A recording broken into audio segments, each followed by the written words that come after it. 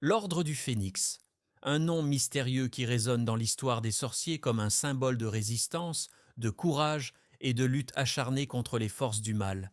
Mais que savez-vous vraiment de ce groupe légendaire? Quels sont ses membres, ses actions et son rôle dans les événements qui ont bouleversé le monde magique?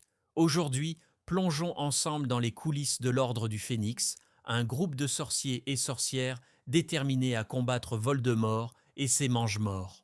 Préparez-vous à découvrir une histoire fascinante de loyauté, de sacrifice et de résilience.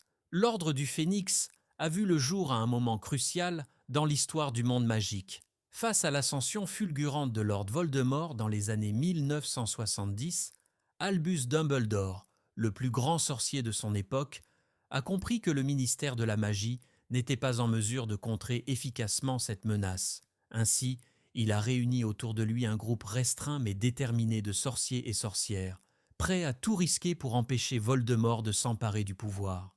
Leur but? Lutter dans l'ombre, recueillir des informations, protéger ceux qui sont en danger et surtout résister. Mais qui étaient ces premiers membres de l'ordre? Parmi eux, des noms qui résonnent encore aujourd'hui, comme ceux des parents de Harry Potter, James et Lily Potter, ou encore Sirius Black, l'un des meilleurs amis de James. Il y avait aussi des sorciers comme Alastor Mowbray, surnommé Foul-Wild, célèbre pour sa vigilance constante et son expérience en tant qu'aurore. Sans oublier Rémus Lupin, membre loyal et protecteur, malgré les discriminations qu'il subissait en tant que loup-garou. Chaque membre apportait ses compétences uniques, formant une équipe redoutable face à l'ennemi. Mais l'histoire de l'Ordre du Phénix n'est pas faite que de victoires et de plans brillamment exécutés. C'est aussi une histoire marquée par la tragédie, et l'une des plus dévastatrices reste sans aucun doute celle des Londubat, Frank et Alice. Ces deux sorciers courageux, respectés non seulement pour leurs compétences en tant qu'aurore, mais aussi pour leur engagement sans faille contre les forces de Voldemort, ont été des membres clés de l'ordre. Ensemble, ils ont combattu à maintes reprises les Mange-Morts, risquant leur vie pour protéger le monde magique. Mais leur histoire a pris un tournant tragique qui a choqué toute la communauté sorcière. Frank et Alice Londubat ont été capturés par un groupe de Mange-Morts dirigé par Bellatrix Lestrange, l'une des plus cruelles et sadiques partisans de Voldemort. Sous la torture du sortilège Doloris, un sortilège impardonnable qui inflige une douleur insoutenable, Frank et Alice ont refusé de trahir les leurs ou de révéler des informations sur l'ordre. Leur résilience face à la souffrance fut à la fois héroïque et tragique. La torture fut si intense qu'elle les laissa dans un état irréversible de démence. Désormais incapables de reconnaître leur propre fils, Neville, ils ont été placés à l'hôpital Sainte-Mangouste, où ils vivent toujours, totalement déconnectés du monde qui les entoure. Cette épreuve n'a pas seulement été un choc pour le monde magique, elle a aussi profondément marqué Neville Londubat. Enfant timide et souvent sous-estimé, Neville a grandi dans l'ombre de ce traumatisme. Les attentes autour de lui étaient immenses. Après tout, ses parents étaient des héros de la première guerre contre Voldemort. Et pourtant, il était perçu par beaucoup, y compris par lui-même, comme un sorcier peu talentueux. Mais sous cette façade, la bravoure de Neville se préparait à éclore.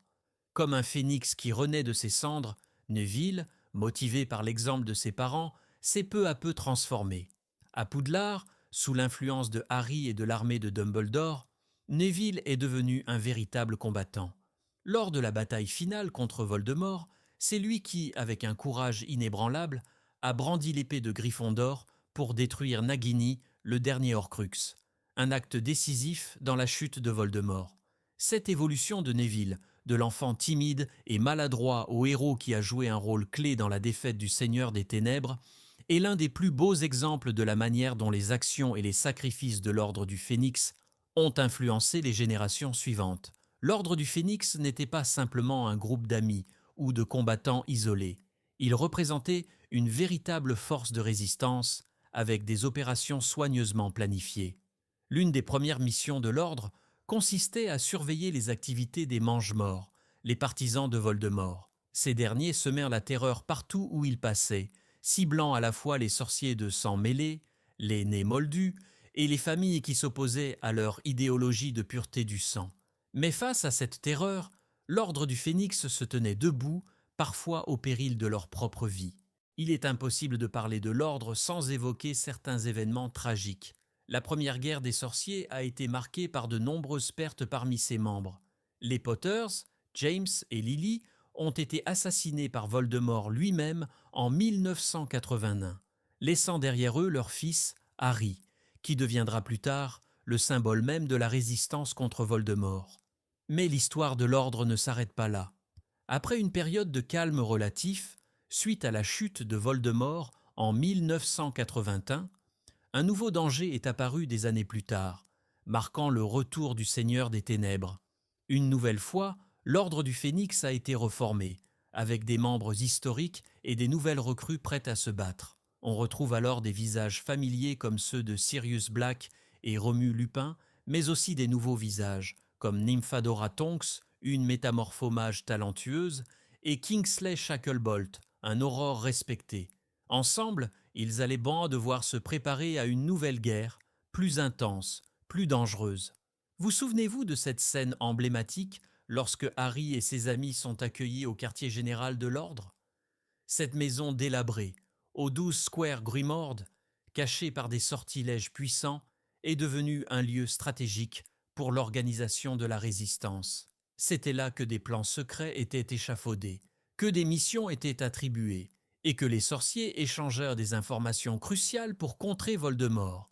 C'était aussi un lieu chargé d'émotions, car c'était la maison de la famille Black, dont Sirius était le dernier héritier vivant, un rappel constant des sacrifices que chacun était prêt à faire pour cette cause. L'un des moments les plus déterminants pour l'Ordre est sans doute la bataille au département des mystères. Cette mission visant à récupérer une prophétie essentielle concernant Harry et Voldemort s'est transformée en un affrontement épique entre l'Ordre du Phénix et les Mange-Morts. Bien que l'Ordre ait réussi à protéger Harry et ses amis, ce fut aussi une bataille marquée par une tragédie déchirante.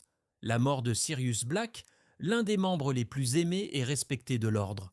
Sa perte a eu un impact profond sur l'Ordre et sur Harry, mais elle n'a fait que renforcer leur détermination à poursuivre le combat.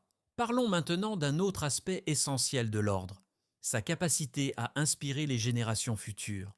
L'armée de Dumbledore, fondée par Harry à Poudlard, est en quelque sorte une extension de l'Ordre du Phénix. Même si cette organisation n'était pas officiellement liée à l'Ordre, elle a permis à une nouvelle génération de sorciers de se former et de se préparer au combat. Harry, Hermione, Ron et tous les membres de l'AD ont montré qu'ils étaient prêts à se battre pour la justice, suivant les traces de ceux qui les avaient décennamment précédés. Alors, quelle est la véritable signification de l'Ordre du Phénix aujourd'hui? Au-delà des actions héroïques et des batailles épiques, l'Ordre représente l'idée que, même face aux forces les plus sombres, il est possible de se tenir debout et de résister. Il nous rappelle que le courage, l'amitié et la loyauté peuvent triompher de la peur et de la haine. Et vous, si vous aviez vécu à cette époque, auriez-vous rejoint l'Ordre du Phénix? Dites-le moi dans les commentaires. Quel membre de l'Ordre vous inspire le plus?